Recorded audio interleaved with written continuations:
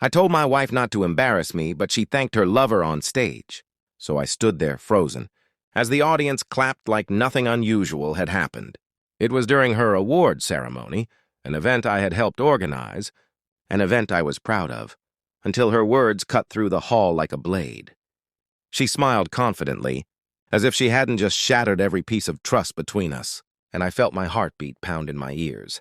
People glanced at me, waiting for a reaction, but I forced myself to keep a straight face. When the ceremony ended, she walked toward me as if everything were normal.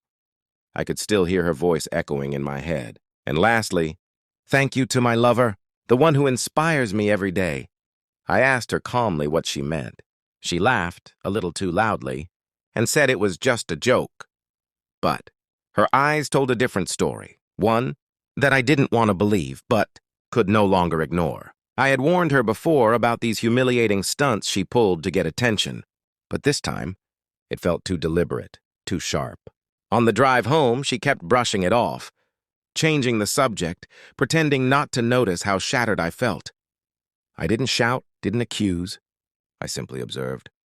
And the more she spoke, the more it felt like she was trying to distract me from something. By the time we reached home, a silent certainty settled into my chest. I knew there was someone else.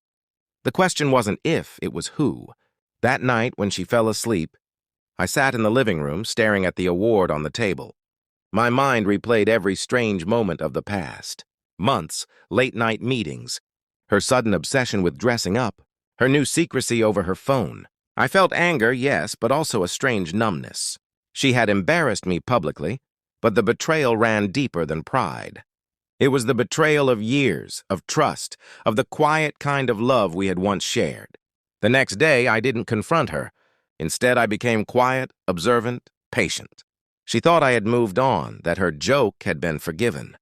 But I was no longer interested in saving something that she had already walked away from. I checked our phone records, our shared accounts, the small details that people forget when they lie. And finally, I found him, her coworker. Someone she had insisted was just a friend. Seeing their messages hurt, but it also brought clarity. I packed my bags calmly, choosing silence over drama. When she came home and saw me standing by the door, suitcase in hand, she panicked. She apologized, begged, cried, claimed it was nothing serious, that she didn't think I'd take her words seriously. But the truth was written all over her face, and for once I wasn't the one breaking. I simply told her that respect was the last thing she took from our relationship. And without it, there was nothing left to fix. As I walked out, I felt lighter than I had in months. She had embarrassed me in front of the world, but in the end, she exposed herself far more than she ever hurt me. Sometimes the greatest revenge is walking away without a scene, without anger, just the quiet confidence of someone who finally realizes their worth. And as the door closed behind me, I understood that leaving wasn't losing. It was choosing myself again.